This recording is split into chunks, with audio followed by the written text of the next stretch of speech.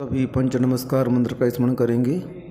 अडमो अरिहंताडम, अडमो सिद्धाडम, अडमो आयरियाडम,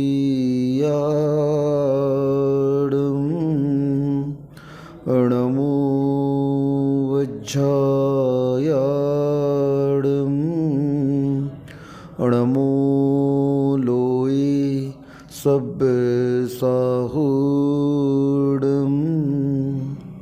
हानित घटती आयु है पर पाप मति घटती नहीं, आई बुढ़ोती पर विषय से कामना हटती नहीं।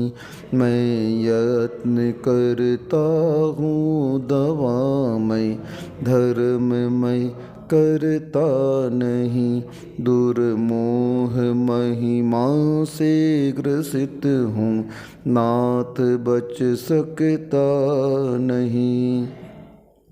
कुंडलपुर के बड़े बाबा की जय। मूल नायक श्री चिंतामणि पार्श्वनाथ भगवान की जय। परम पूज्य आचार्य परमेष्ठी श्री विद्यासागर जी महामुनिराज की जय। परम पूज्य निर्यापक मुनि श्री समता सागर जी महाराज की जय।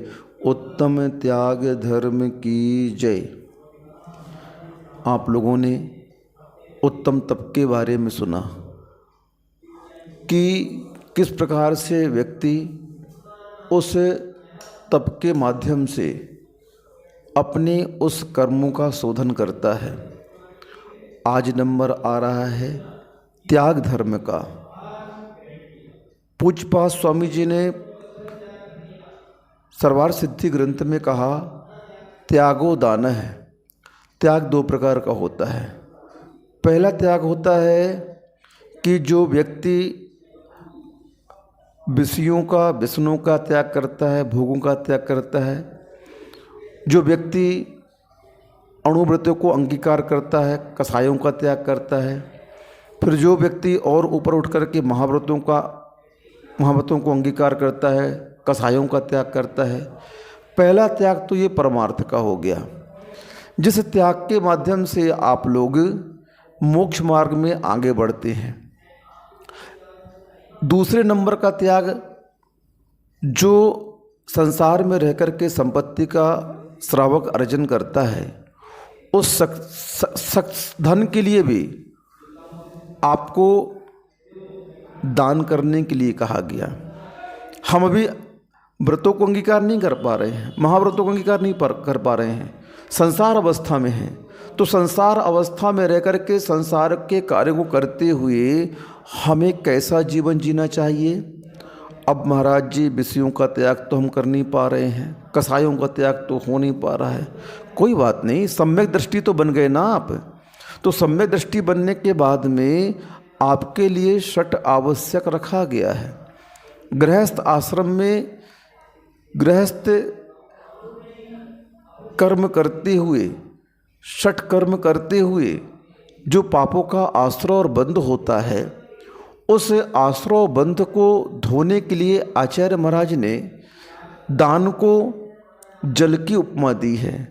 जैसे खून के धब्बे को जल के माध्यम से धोया जाता है, वैसे ही श्रावक अवस्था में जो हमारे जीवन में पाप का आश्रय और बंध होता है, आरंभ सारंभ आदि के माध्यम से, तो उस पापों का प्रक्षालन करने के लिए आचार्यों ने आपको कहा है कि हे श्रावक, आप उस पापों का प्रक्षालन करते रहें।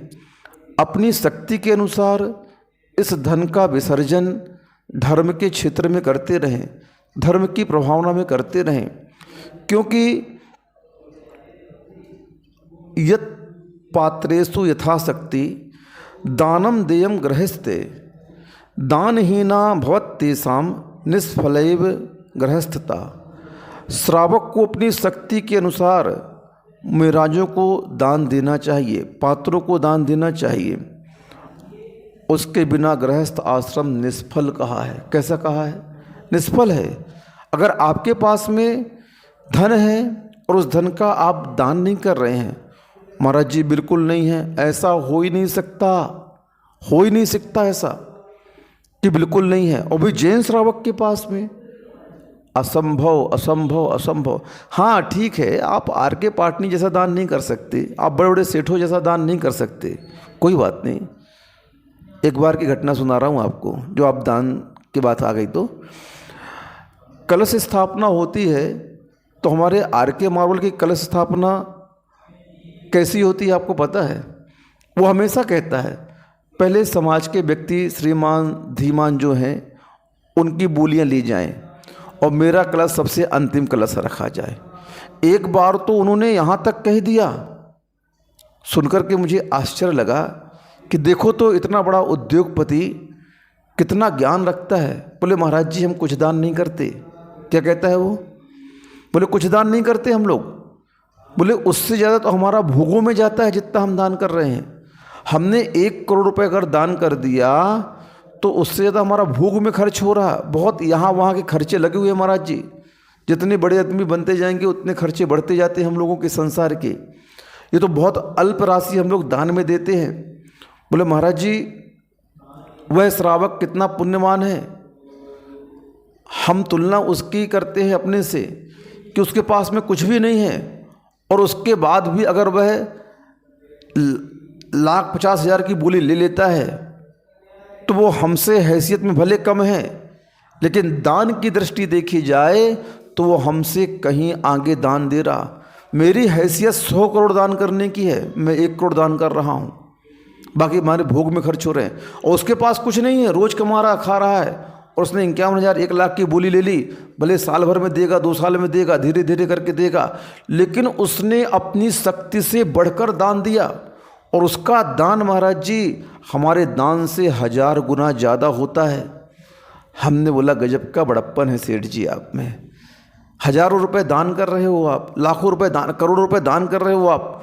कितने चैरिटेबल फंड चल रहे हैं, विधवाओं के लिए पेंशन जा रही है, वृद्धों के लिए पेंशन जा रही है, बच्चों की फीस जा रही है, अस्पताल के लिए कई ऐसे ट्रस्ट इन दानवीर भामाशाह के माध्यम से चलाए जा रहे हैं। लेकिन देखो इनका बड़प्पन, अपने आप को वह आपसे छोटा मान रहा है। ये है दान। क्या है ये? दान है। ये सही दान है कि दान देते समय उनके अंदर इतना सा भी घमंड नहीं रहता। हम लोग कभी भी किसी कार्य के लिए बोल देते हैं, किसी समस्याग्रस्त व्यक्ति को, श्रावक को भेज देते हैं, कभी भी ना उस व्यक्ति के मुख से सुना ही नहीं हमने कि उन्हें ना कहा हो। ये है उनका बड़प्पन। आपको वो कितना बड़ा मान रहे हैं देखो, और आप अपने आप को शक्तिहीन मान रहे हैं। धन संचय कब तक करोगे भैया बताओ आप हमें? यह तो ऐसे है जैसे कोई नाव में पत्थर डालता जाए डालता जाए डालता जाए, आखिरी में अंजाम क्या होगा बताओ मुझे? वह नाव डूब जाएगी। क्या हो जाएगी? डूब जाएगी। तुम धन संचय करते रहो करते रहो करते रहो, आखिरी में ऐसा एक दिन आएगा पूरा धन आपका जहाँ गाड़ा है वहीं गड़ा रह जाएगा, किसी को पता भी नहीं चलेगा और आप इस संसार से पलायन कर जाओगे, मरण हो जाएगा आपका। इसलिए इस धर्म को दान के रूप में रखा, त्याग के रूप में रखा कि हे आत्मन, त्याग तो आत्मा का स्वभाव हुआ करता है। अगर आप त्याग नहीं करोगे उसका परिणाम देख लो कितनी आकुलता होती है। खूब खा लिया कस करके, अब गैस बन रही है तो उसका एक ही उपाय है, जो खाया है उसको निकालो, चाहे आगे से निकालो चाहे पीछे से निकालो, निकालना तो पड़ेगा ही आपको। क्यों? बिना त्याग किए, बिना विसर्जन किए आपको रिलीफ नहीं होगा, आपको आराम महसूस नहीं होगा। तो त्याग तो हर कंडीशन में करना ही है। ग्रहण आत्मा का स्वभाव नहीं है, आत्मा का स्वभाव तो त्याग है। इसलिए 10 धर्म में त्याग धर्म को रखा कि ये आत्मा का स्वभाव है। और त्याग भले हम इतना सा करें, लेकिन त्याग हमें से करना चाहिए। इसलिए आगम में शास्त्रों, श्रावकों के लिए, किसके लिए? शास्त्रों के लिए विशेष कहा गया है, औषधि शास्त्र अभय आहारा। ये 4 प्रकार के दान करते रहो भैया। सुन रहे हो? हाँ तो कह दो हाँ। क्यों करते रहो? यथाशक्ति अपने अपने धन से इसका विसर्जन धर्म की प्रभावना में करते रहो तो आपका कल्याण है। तो आहार दान दें आप लोग, ये कर्तव्य के रूप में रखा। खा रहे हो ना, उसमें से अतिथि संविभाग करो। श्रावक का कर्तव्य अतिथि संविभाग मुख्य धर्म कहा गया है। संविभाग कहा है, संविभाग। जितना आप अर्जन कर रहे हो उसमें से बराबर का हिस्सा धर्म का होना चाहिए। सम यानी बराबर होता है। संविभाग, अतिथि के लिए भी उतना निकालो जितना तुम खाओगे, उतना अतिथि के लिए निकालो, उस मेहमान के लिए निकालो। अतिथि कौन है? जिसके आने की कोई तिथि नहीं होती है वह अतिथि कहलाता है। कौन कहलाता है? पात्र उत्तम मध्यम जघन्य के हिसाब से 3 प्रकार के कहे हैं। उत्तम पात्र तो हम मुनियों में कौन होता है? तीर्थंकर मुनिराज, हमारे आचार्य परमेष्ठी, या फिर जो 28 मूल गुणों का निर्दोष पालन कर रहे हैं, ऐसे दिगंबर साधु उत्कृष्ट पात्र हैं। मध्यम में आरिका आ गई। फिर और नीचे ले लो तो एलक छुल्लक जी आ गए। और नीचे ले लो थोड़ा सा तो हमारे ब्रह्मचारी जी आ गए, प्रतिमाधारी आ गए। और नीचे ले लो तो सामान्य अपना जो धार्मिक बंधु है वो आ गया। और नीचे ले लो तो करुणा का पात्र जीव है, वह जीव भी आपकी संपत्ति में संविभाग रखता है। अपनी संपत्ति से उस जीव के जीव दया के लिए भी कुछ धन निकालो। गौशालाएं में जो गाय पर पल रही हैं उनके लिए निकालो। पशु पक्षियों के लिए थोड़े दाने रखो। अभी 4-5 दिन लगातार बरसात हो गई। हमने कुछ श्रावकों से कहा कि भैया अपने घर के पास थोड़े चावल वगैरह रख देना। कुछ श्रावकों ने रखे और उन्होंने देखा कि 1 पाव चावल रखे उन्होंने एक उसमें, और चिड़िया आकर के ऐसे चुग गई, चली गई। हमने बोला देखो अगर तुम नहीं रखते तो बरसात में आने जाने के रास्ते बंद, इतनी बारिश 3 दिन लगातार, कोई भी घर से निकल नहीं पा रहा है। हम लोगों के आहार भी छत्ते लगा करके बड़ी मुश्किल से हुए। अब उन पशु पक्षियों को कहाँ से मिलेगा? वो भी आपके आश्रित हैं इस समय। वैसे तो आप नहीं भी दो, अगर सब कुछ अनुकूलता है तो अपने हिसाब से भोजन ढूंढ लेते हैं। लेकिन अगर ऐसी परिस्थितियां आती हैं तो उन पात्रों के लिए भी आपको दया रखनी चाहिए। इसलिए ये आहार दान आपके लिए रखा गया। कितना महत्वपूर्ण है ये आहार दान, इसके समान कोई दान नहीं है। क्योंकि इस आहार दान के बिना साधु साधना कैसे करेगा? बताइए आप। राजा श्रेयांश ने इस युग के आदि में आदिनाथ भगवान को पड़गाहन करके आहार दिया। धर्म तीर्थ का जनक तो आदिनाथ कहलाए। धर्म तीर्थ की प्रवर्तना भगवान आदिनाथ ने की। लेकिन दान तीर्थ की स्थापना किसने की? दान तीर्थ की स्थापना राजा श्रेयांश ने की। युग के आदि में भरत जी खड़े रह गए, बाहुबली जी खड़े रह गए, बड़े बड़े राजा महाराजा खड़े रह गए। जब प्रभु आहार के लिए निकले तो किसने पड़गाया? बताओ किसने पड़गाया? राजा श्रेयांश ने पड़गाया। और जैसे ही उन्होंने पड़गाया तो देखिए आप, 5 आश्चर्य की वर्षा हो गई, ऊपर से रत्नों की वर्षा हो गई। आचार्य जी हमेशा कहते हैं कि देखो 5 आश्चर्य की वर्षा श्रवणों के पुण्य से नहीं होती। किसके पुण्य से होती है पता है? ओ श्रावको, आप लोगों के पुण्य से होती है, ऐसा हमारे गुरुदेव कहते हैं। क्या कहते हैं कि आपका पुण्य कितना प्रबल है, कितना तीव्र है कि आप हमें रोटी दाल देते हैं, जो भी उदर पूर्ति में आप अपना दान देते हैं, उस दान के माध्यम से जो आपकी विशुद्धि बढ़ती है, उस विशुद्धि के परिणाम स्वरूप देव भी प्रभावित हो जाते हैं, उनके सिंहासन हिल उठते हैं और वे आकर के आपके यहाँ पंच आश्चर्य की वर्षा करते हैं। अब बताइए आप क्या हो गया। तो आहार दान की ऐसी महिमा है कि इस आहार दान के फल स्वरूप वह श्रावक क्या होता है, जन्मों से संचित पापों का क्षय कर देता है।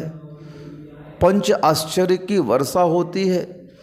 इन्हीं जीवों ने, इन्हीं जिनकी भी चर्चा चल रही है, आदिनाथ जी, भरत जी, बाहुबली जी, श्रेयांश जी, इनके पूर्व भाव की कथा जब सुनते हैं तो देखो तो एक सियार था, एक बंदर था, एक नेवला था, एक अने त्रियंच गति की पर्याय में थे ये, और जंगल में एक मुनिराज का आहार चल रहा है, और उस आहारचर्या को देख कर के इनके मन में परिणाम आ गए, ओहो हम कैसे निकृष्ट पर्याय में हैं। इस श्रावक देखो कैसे इन मुनिराज को जो आत्म साधना में लीन है, मोक्ष मार्ग पर आगे बढ़ रहे हैं, ऐसे साधकों को ये सहयोगी बन रहे हैं आहार दे कर के। और उस अनुमोदना का परिणाम देखो, घूमते घूमते घूमते पंच परावर्तन करते करते उनका विकास कितना हुआ। एक बन गया तीर्थंकर, एक बन गया कामदेव, एक बन गया चक्री, और एक को उस युग के आदि में दान तीर्थ की उपाधि प्राप्त हुई। ओहो, दान तीर्थ की स्थापना किसने की? राजा श्रेयांश। अब बताइए आप, इनका विकास क्रम देखते हैं तो कहाँ से इनका विकास हुआ था? उस त्रियंच गति की पर्याय से, मात्र अनुमोदना करने से। क्या करने से? अनुमोदना करने से। जब अनुमोदना करने का फल इतना तीव्र प्रबल हुआ, सलाखा पुरुषों में उनका नाम आया, तीर्थंकर जैसे पुण्य प्रकृति का सबसे उत्कृष्ट फल मिला। अब बताइए आप, तो हमारे पास क्या योग्यता है? श्रावको सुन रहे हो, अपने पास कितनी योग्यता है? अपन तो अनुमोदना नहीं, साक्षात उस चर्या में भाग लेकर के विशुद्धि बढ़ा सकते हैं। उस चर्या में हम लोग हर कुछ करने के लिए सक्षम हैं। लेकिन देखो, परिणाम तो होना चाहिए। परिणाम होंगे तभी तो विशुद्धि होगी, परिणाम नहीं होंगे तो विशुद्धि भी नहीं होगी। हम जब गांव में थे, छोटे थे, तो उस समय महाराज भी बहुत कम देखने को मिलते थे। आज से 40 साल पहले इतने मुनिराज नहीं थे। आचार्य महाराज का संघ आया, शिखर जी के लिए जा रहा था। हमारी बड़ी माँ गृहस्थ अवस्था की, उनका नियम था कि अगर गांव में कोई साधु आए, वे बिना आहार दिए भोजन नहीं करती थी। बताइए आप, इतना उनका पक्का नियम था। दिन में 4-5 बार तो मंदिर जाना पास में था गांव की। तो उस सब का परिणाम देखो क्या हुआ। जब उनका मरण हुआ ना, तो बहुत सात्विक परिणाम के साथ, बहुत निर्मल परिणाम के साथ देह त्यागा। क्योंकि इस धर्म के प्रभाव से ही विशुद्धि बढ़ती है, और उस विशुद्धि से ही हम आर्तरोध ध्यान से बच सकते हैं। तो इस प्रकार की चर्या, इस प्रकार का नियम हमें लेना चाहिए। हमारे गांव में अगर साधु आए हैं, मुनिराज आए हैं, अरे भैया ये तो पंचम काल में आप लोगों का तीव्र पुण्य का उदय चल रहा है। नहीं तो आचार्य शांति सागर महाराज जी की जब दीक्षा हुई थी ना 20वीं सदी में, उस समय मात्र 36 मुनिराज थे। मात्र कितने थे? मात्र 36 मुनिराज थे। और आपके पुण्य से आज इस भारत की वसुंधरा में कम से कम 1,500-2,000 महाराज तो हैं ही हैं। आर्य का छुल्लक आदि मिला लो तो इतना बड़ा संघ, इतने बड़े पिच्छीधारी आज हमें साक्षात देखने को मिल रहे हैं। ये तो आचार्य भगवान की बड़ी महती कृपा है श्रावकों आपके ऊपर, जो उन्होंने इतने सारे मुनिराजों को आपके समक्ष आपके ही पुत्रों को दीक्षा दे करके खड़ा कर दिया और धर्म की प्रभावना इस 21वीं सदी में इतनी कर दी कि युगों युगों तक वह प्रभावना कोई कर नहीं सकता है। पंचम काल के प्रारंभ में जो प्रभावना आचार्य कुंद ने की, जो प्रभावना आचार्य समंतभद्र स्वामी जी ने की, जो प्रभावना भद्रबाहु जैसे महाराज ने की, वही प्रभावना इस कली काल में मेरे गुरुदेव विद्यासागर महाराज ने की। आत्म साधना के पथ पर तो चले, लेकिन देखो कितने लोगों को पथ पर चला दिया साथ, कितने को मुनि बना दिया, कितने को श्रावक बना दिया, कितने को प्रतिमाधारी बना दिया, कितने को आरिका बना दिया, कितने को क्षुल्लक बना दिया, कितने को क्षुल्लिका बना दिया। ओहो, कितनों की समाधि करा दी। पता नहीं, ये सामान्य व्यक्तित्व नहीं है, ये आगे आने वाले काल में साक्षात तीर्थंकर होंगे। इसीलिए भैया इनसे संबंध जोड़ लो। मैंने इसलिए जोड़ लिया संबंध, मैं सही बता रहा हूँ, अंदर की बात है कि आगे वाले समय में, आने वाले समय में तीर्थंकर बनेंगे। इनके पैर पकड़ लो, इनके चरणों की रज लग लो, क्योंकि इनके चरणों में आकर के मेरा भी कल्याण हो जाएगा। इस भाव में जितना मार्ग वो तय कराएंगे उतना कर लेंगे, अगले भाव में जैसा उनका होगा वैसा अपना होगा। वे तीर्थंकर बनेंगे, हम उनके पादमूल में छायिक सम्यक दर्शन प्राप्त करके और पुनः मुनि बन करके अपनी आत्मा का कल्याण कर लेंगे। इसीलिए आप लोग भी ऐसे मुनिराज के चरणों की रज ले लो, पकड़ लो। ऐसे गुरु भव भवांतर तक मिलने वाले नहीं हैं आपको। हाँ, तो इस आहारचर्या का इतना महत्व है, आहार दान का इतना महत्व है कि साधु दिन भर जो चर्या पालता है उस चर्या का 6वां हिस्सा यानी 16% पुण्य आपके खाते में चला जाता है। कितना? 6वां हिस्सा यानी 16%। अब बताइए, इतनी सी दाल रोटी खिला दी और कितने परसेंट पुण्य लूट लिया आपने? 16% पुण्य आपको प्रॉफिट के रूप में चला गया। अब बताओ कैसा सा सौदा है ये, है ना? फायदे का सौदा। हाँ महाराज है। तो याद रखो, इस चर्या से कभी विमुख नहीं होना। जब मौका मिले, जब साधु मिल जाएं, तो इस चर्या को लगाओ, आगे बढ़ाओ। हम लोग 2016 में राजस्थान की ओर जा रहे थे, हम और निष्कम सागर महाराज जी थे।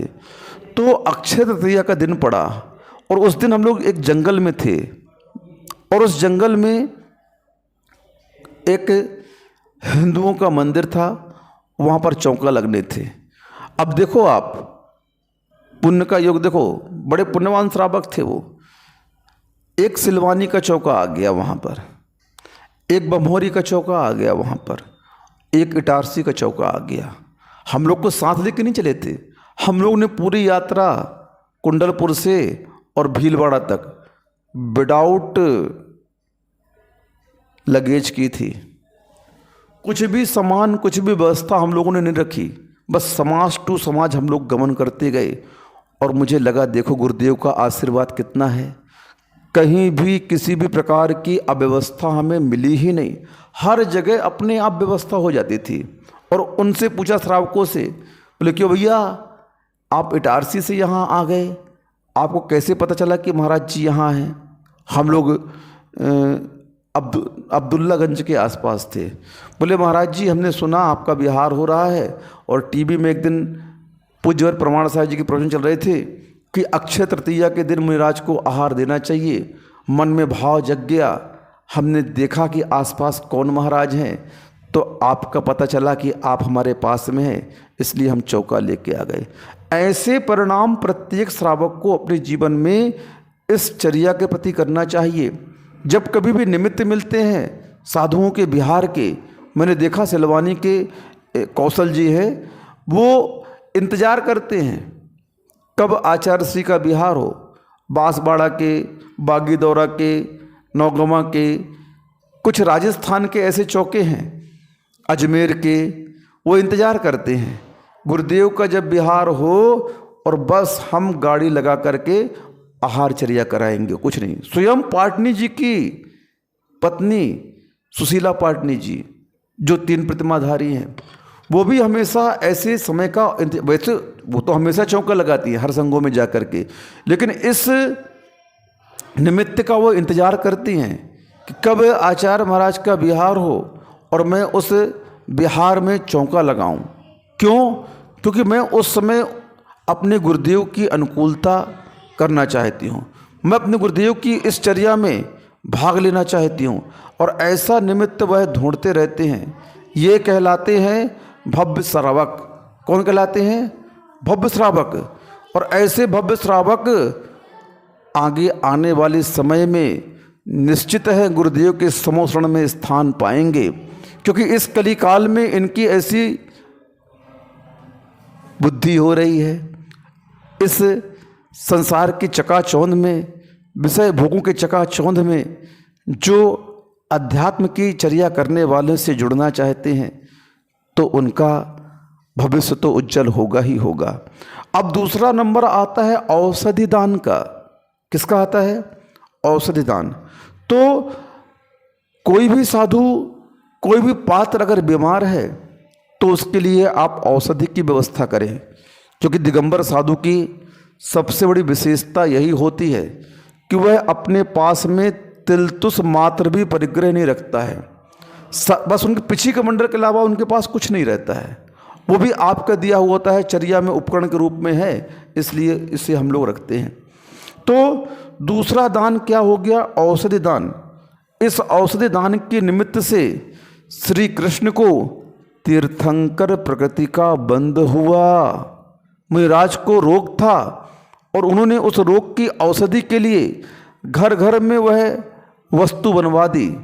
वैद्य ने कहा कि ये औषधि महाराज को चलनी चाहिए, महाराज का शरीर में यह रोग हो गया है, और उन्होंने औषधि के रूप में प्रत्येक अपने राज्य के घरों में कह दिया कि जो कोई भी महाराज का पड़गाहन करे उसके घर में ये औषधि बने और महाराज को चले। और उसका परिणाम क्या हुआ? वो महाराज उस औषधि के निमित्त से ठीक हो गए। हम नहीं चाहते हम ठीक हो जाएं, हमारा तो रोग परिचय है। क्या है? महाराज का तो एक रोग परिचय है 22 परिसों में। तो जिनका सहनन दीर्घ होता है, उत्तम सहनन वाले होते हैं, वे कभी भी अपने रोगों के प्रति विचार नहीं करते कि ठीक हो जाए।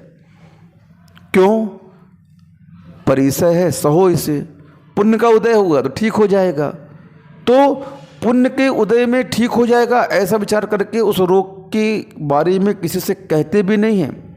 वो तो वैद्य थे और उन्होंने दूर से देख करके बता दिया लक्षण के माध्यम से कि इन मुनिराज को ऐसे ऐसे रोग हैं और उसकी औषधि ये है, और उस निमित्त से उन्होंने औषधि दान कर दिया।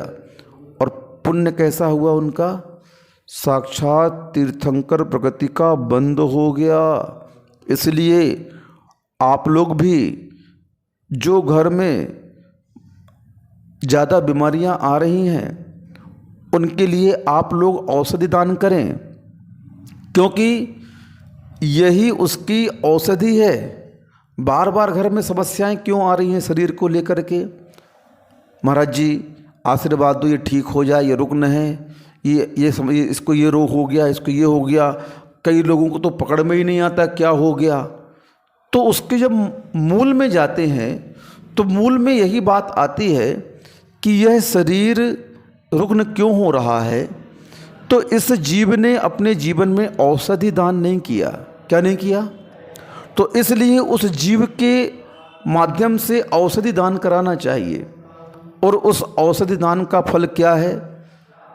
आपकी काया स्वस्थ रहेगी, निरोग रहेगी।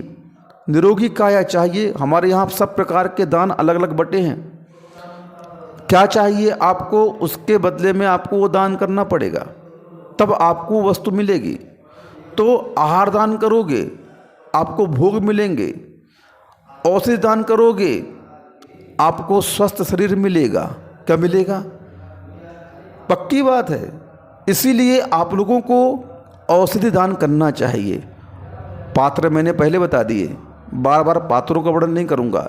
चाहे वह तिरंच गति का पात्र हो और मनुष्य गति में चाहे साधर्मी हो, चाहे एलक छुल्लक जी हों, चाहे आर्यिका हों, चाहे मुनि महाराज हों, चाहे आचार्य हों, ये तो अपने अपने पात्र का चयन आप कर लें।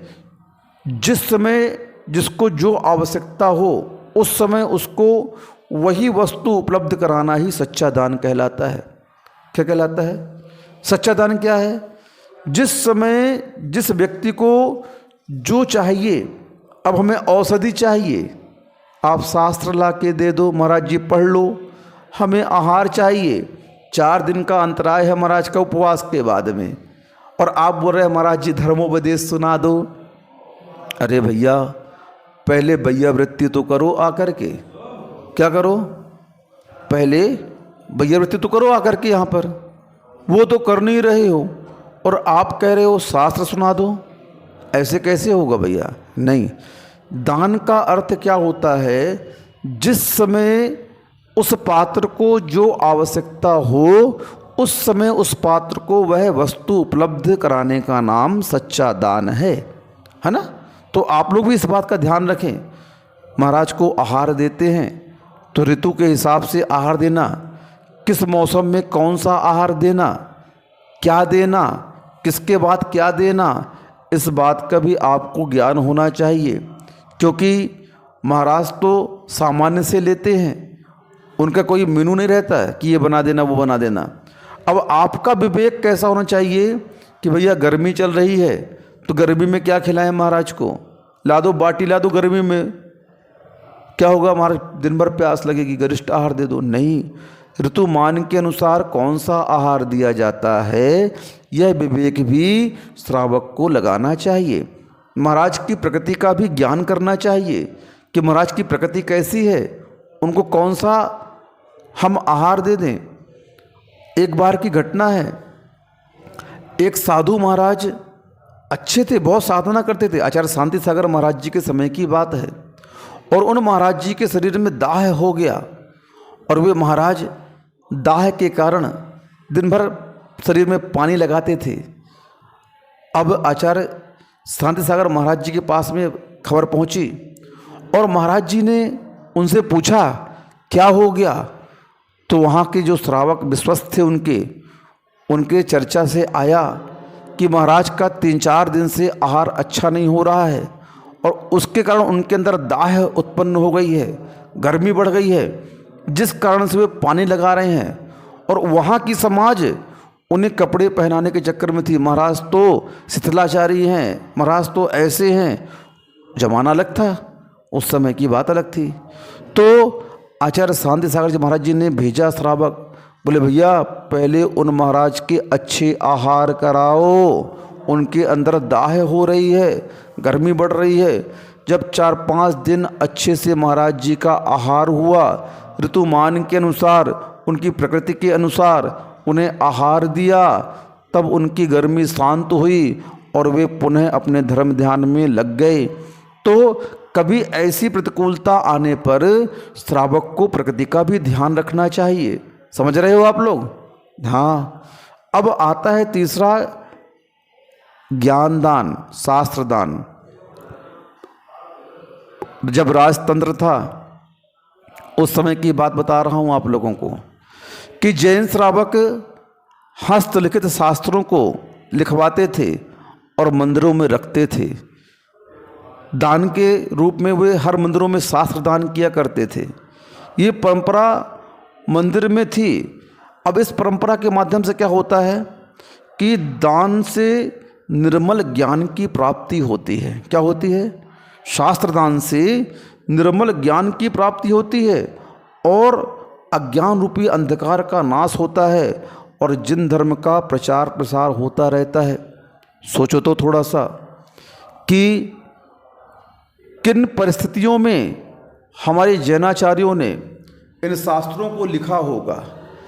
ग्रीक अंदर गुफाओं में रह कर के उसमें स्याही कहाँ से लाएंगे, कागज़ कहाँ से लाएंगे, पेन कहाँ से लाएंगे, लेकिन देखो तो उन्होंने जैन धर्म को जिंदा रखने के लिए, जैन आचरण को, जैन आचार विचार को, जैन सिद्धांत को, जैन अध्यात्म को जिंदा रखने के लिए उस समय कितना अभाव था इन सब वस्तुओं का, ताड़पत्रों पर लिख करके, और उन्होंने इस शास्त्र को लिखा जिससे हमारे सिद्धांत अध्यात्म आज हमें उस शास्त्र रूप में प्राप्त हो रहे हैं।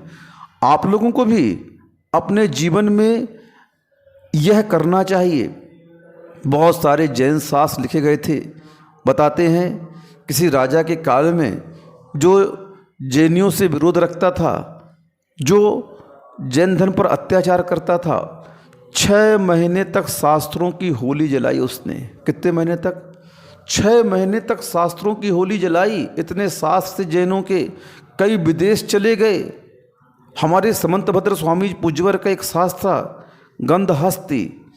उस गंधहस्ती शास्त्र में पक्षियों की भाषा लिखी गई थी कि पक्षी क्या भाषा बोलते हैं, उनकी भाषा को समझने का पूरा उसमें ब्यौरा था। कैसे हम उसकी भाषा समझे, वह कब क्या बोल रहा है। लेकिन आज हम उस ज्ञान से भी वंचित है। जैन ज्योतिष, जैन वास्तु, जैन निमित्त, ओहो, आज पूरी दुनिया में पूजा जा रहा है। जैन निमित्त, जैन वास्तु, जैन ज्योतिष इतना प्रगाढ़ है कि जिसका ज्ञान उसे आ जाए। आप ज्ञानाड़ो ग्रंथ पढ़िए। हमारे शुभचंद्र आचार्य महाराज ने ऐसे ऐसे निमित्त के बारे में लिखा है, अगर उनका अभ्यास कर लो तो ज्योतिष की आवश्यकता नहीं है। सूर्य ज्ञान के बारे में उन्होंने इतना लिख दिया, कौन सा सूर्य चल रहा है उस समय क्या होगा, कौन सा सूर्य कर चल रहा है उस समय क्या करना चाहिए।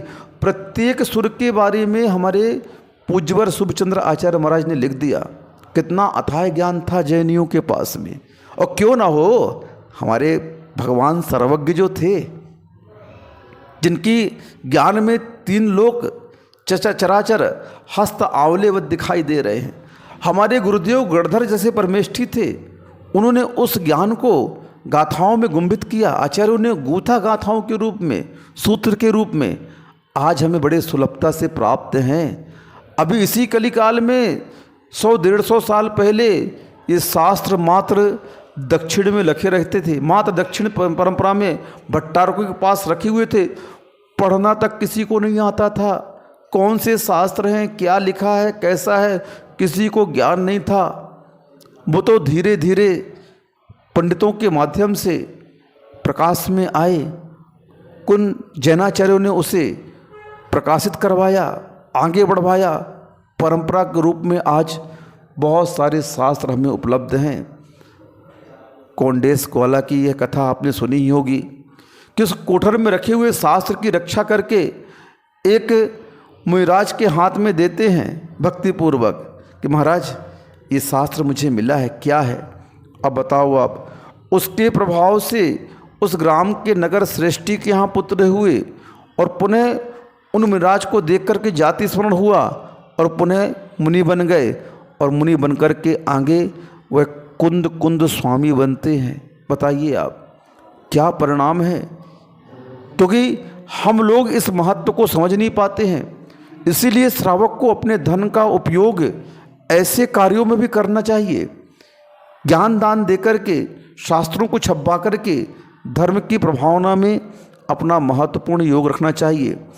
आज हमें उन शास्त्रों की रक्षा के लिए जो श्रावक सक्षम हैं, ताम्र पत्र में इन शास्त्रों की गाथाओं को उकरवाएं, लिखवाएं। हम पूज्यवर सुधा सागर महाराज जी के साथ थे। वहाँ पर महाराज जी ने यह प्रयत्न किया। हमारे पूज्य विमल सागर महाराज जी, उन्होंने भी प्रयत्न किया। कुछ शास्त्रों को उन्होंने ताम्रपत्र पर लिखवाया।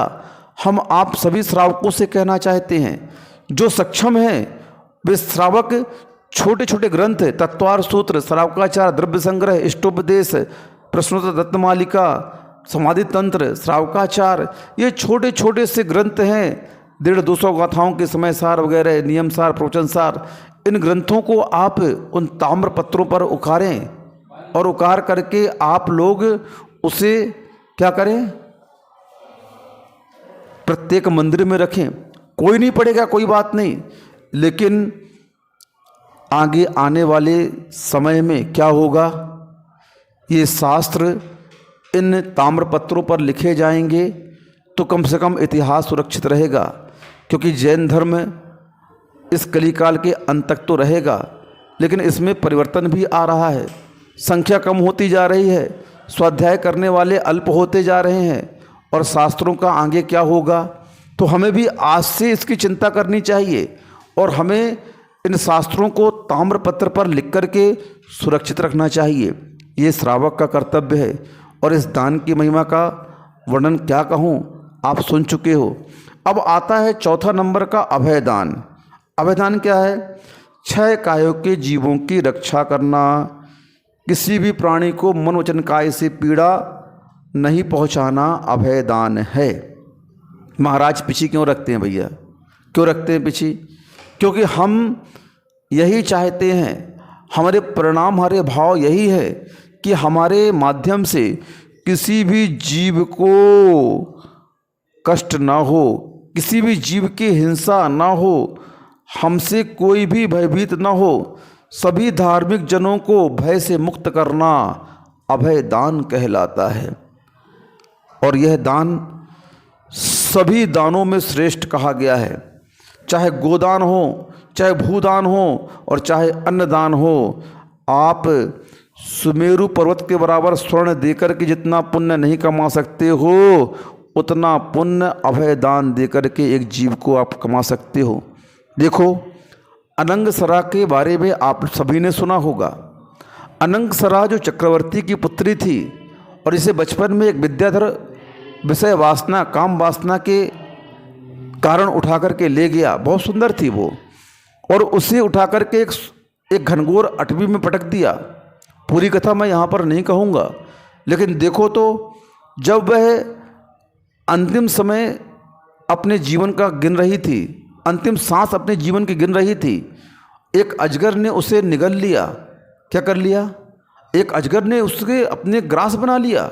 और उसी समय उसके पिता जो चक्रवर्ती थे वो आए, और उन्हें देख करके यह ज्ञात हो गया कि मेरी पुत्री है, और उस अजगर को मारने का प्रयास किया।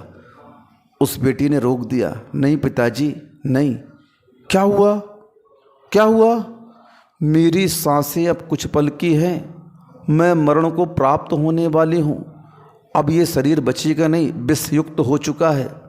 अब इस प्राणी को आप ना मारें। और देखो, उस समय उसने अभय दान दिया उस अजगर को, ग्रास बन गई उसका, और उसके जीवन की रक्षा कर ली। परिणाम क्या हुआ सभी को ज्ञात है। मर करके स्वर्ग गई, और स्वर्ग से च्युत होकर के वह विशल्या बनती है। अब उस विशल्या का शरीर कैसा था? उसके मल से, उसके धोबन से जो पानी आता था वह औषधि बन गया। अब बताओ, ये किसका प्रभाव है? अभयदान का प्रभाव है। अभयदान का प्रभाव है। आचार्य महाराज ने एक सूकर को इसका पात्र बनाया। एक देविल कुम्हार और धर्मिल नाई, इन्होंने मिलकर के एक धर्मशाला बनवाई। और वहाँ पर क्या हुआ, एक बार देविल ने मुनिराज को ठहरा दिया, तो धर्मिल ने उन्हें निकाल करके एक सन्यासी को ठहरा दिया।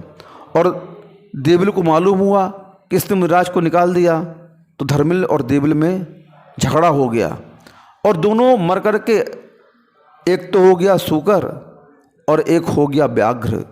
और जब मुनिराज उस जंगल में गुफा में साधना के लिए बैठे थे, तो वह व्याघ्र उस गुफा में आया जो मुनिराज को खाना चाहता था।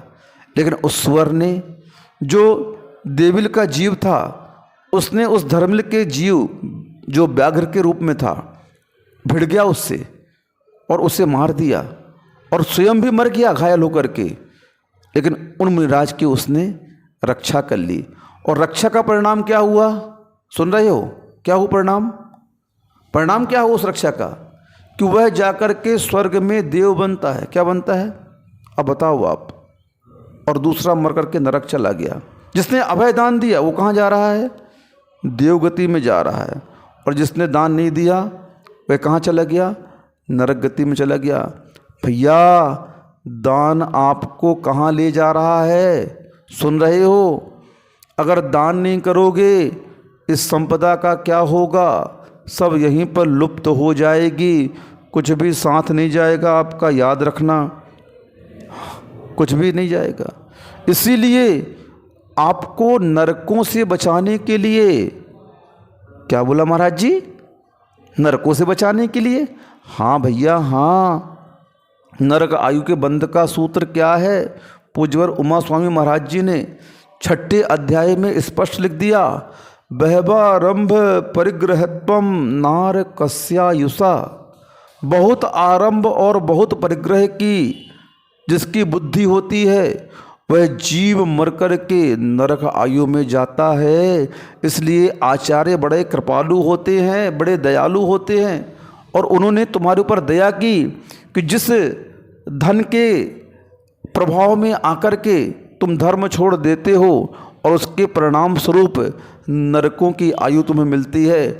इसलिए हे भव्य जीवो, इस धन का उपयोग धर्म की प्रभावना में कर लो तो धर्म की प्रभावना भी हो जाएगी और आप नरक आयु के बंध से भी बच जाएंगे। इसलिए हमेशा थोड़ा थोड़ा दान देते रहना चाहिए। ये मत सोचो मेरे पास कुछ नहीं है, नहीं है, आपके पास है। 2 रुपये है तो 2 रुपये दान करो आप। आपके पास कुछ नहीं है, महाराज आए आपके नगर में, बहुत गरीब हो आप, खिचड़ी बना लो भैया, वो तो खाते हो। एक गुंड में अच्छा गर्म पानी कर लेना और दाल चावल की खिचड़ी बना लेना और बोलना, महाराज जी मन शुद्धि, वचन शुद्धि, काय शुद्धि, आहार जल शुद्ध है और मेरे हाथ से भोजन ग्रहण करो। हाँ, इतना पर्याप्त है। एक मनुष्य कहीं जा रहा था और उसके पिताजी बहुत बड़े सेठ थे और उस सेठ ने बहुत दान दिया और वह व्यक्ति मंद बुद्धि था। उसका पुत्र कैसा था? सेठ जी बड़े दानी थे और वह पुत्र कैसा था? मंद बुद्धि था। लेकिन सेठ जी दानी कैसे थे? सुन रहे हो? मान कसाय में आकर के दान देते थे। नगर सेठ तो थे, कोई अगर 10,000 दान दे तो सेठ जी 15,000 दे, कोई 15,000 दे सेठ जी 20,000 दे, ऐसे करके वे दान देते थे। अब उसका पुत्र बुद्धिहीन था, मंद बुद्धि था। पैसे के बल पर उसकी शादी हो गई। शादी होने के कुछ दिन पश्चात सेठ जी का मरण हो गया। संपत्ति उनकी समाप्त हो गई, लुप्त हो गई, गरीब हो गया। अब उसकी पत्नी बोली कि सुनो जी, मेरे मायके में जाना, वहाँ का राजा पुण्य को गिरवी रख करके और उधार देता है।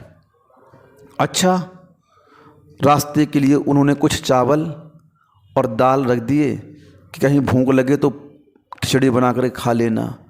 अब रास्ते में वह जब जंगल के मार्ग से गुजर रहा था तो उसने भोजन बनाया।